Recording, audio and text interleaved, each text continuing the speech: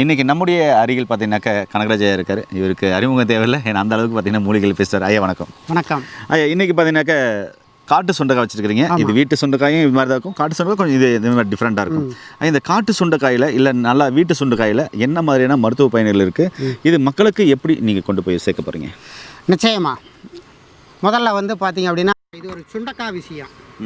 ஆமாம், பெரிய சுண்டைக்காய் பையன் பாவான் அப்படிம்பாங்க. ஆமாம். ஆனால் இந்த சுண்டைக்காயில் எவ்வளவு மருத்துவ குணம் இருக்குது அப்படிங்கிறத நான் இப்போ சொல்ல போகிறேன். சொல்லுங்க ஐயா. முக்கியம் அதான் முதல்ல பார்த்தீங்கன்னா இந்த சுண்டைக்காய் வந்து குடலில் இருக்கக்கூடிய புழுக்களை கொல்லக்கூடியது. அப்படிப்பட்ட ஒரு அற்புதமான மூலிகை தான் வந்து இந்த சுண்டைக்காய். இந்த சுண்டைக்காயை வந்து ஃபஸ்ட்டு ஒரு பழமொழியோடு நான் ஆரம்பிக்கிறேன். அதாவது என்ன சொல்லுவாங்கன்னா, பேச்சு வழக்கில் சுண்டைக்காய் கால் பணம், சுமை கூலி முக்கால் பணம் அப்படின்னு சொல்லுவாங்க.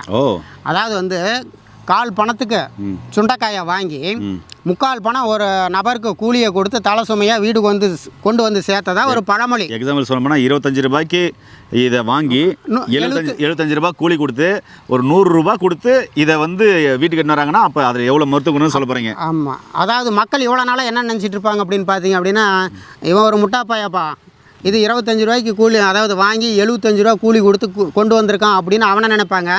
அது தப்பு. 75 ரூபா செலவானாலும் பரவாயில்ல, எப்படியும் இதை வீட்டுக்கு கொண்டு போய் நம்ம சமைச்சு சாப்பிடணும், ஆரோக்கியமாக இருக்கணும் அப்படின்னு நினச்சி அவர் கொண்டு வந்திருக்காரு. அவர் புத்திசாலி. ஆமாம். அதனால் வந்து இந்த பழமொழி தப்பாக புரிஞ்சிருந்தால் இன்னையிலிருந்து இதை மாற்றி நீங்கள் தெரிஞ்சுக்கோங்க. இந்த சுண்டைக்காயில் இருக்கக்கூடிய ஒரு அற்புதமான மருத்துவ பலனை நான் இப்போ சொல்ல போகிறேன். முக்கியமாக சர்க்கரை நோயால் பாதிக்கப்பட்ட நண்பர்களுக்கு மிக எளிமையான ஒரு வைத்திய முறை இப்போ நான் சொல்ல போகிறேன். இந்த சுண்டைக்காயை என்ன பண்ணணுன்னு பார்த்தீங்கன்னா, ஃபஸ்ட்டு அதாவது நசுக்கி உள்ளே இருக்கிற விதையை எடுத்துடணும். இந்த தோல் மட்டும் எடுத்துக்கணும். இதை காய வச்சு நெய் விட்டு வதக்கணும். நெய் விட்டு வதக்கி அதை ஒரு தனியாக உலர்த்திக்கணும். நெய்யில் வதக்கி பொடிச்சது 100 கிராம் இருக்குது அப்படின்னா 100 கிராம் வேப்பம் பூ, அதை ரெண்டையும் மிக்ஸ் பண்ணிக்கணும். அது கூட ஒரு 50 கிராம் சுக்குப்பொடி. இது 3 தான் மருந்து. இந்த 3ஐயும் வந்து ஒன்றா கலந்து வச்சுக்கிட்டு எந்த வகையான சாப்பாடு, அதாவது சாம்பார், ரசம், நீங்கள் எதை வேணாலும் சாப்பிடுங்க.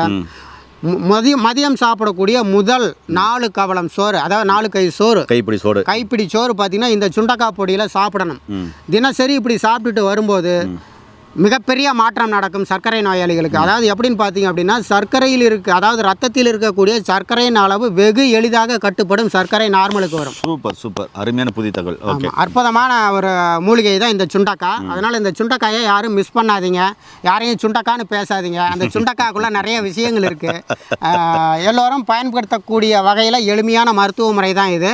இதை நான் நிறைய பேருக்கு செஞ்சு கொடுத்துட்டு இருக்கிறேன். நீங்களும் இதை செஞ்சு சாப்பிடலாம். ஏன்னா இப்போ இது எளிதாக கிடைக்கக்கூடியது தான். கண்டிப்பாக எனக்கு தெரிஞ்சதை நான் சொல்லியிருக்கேன்.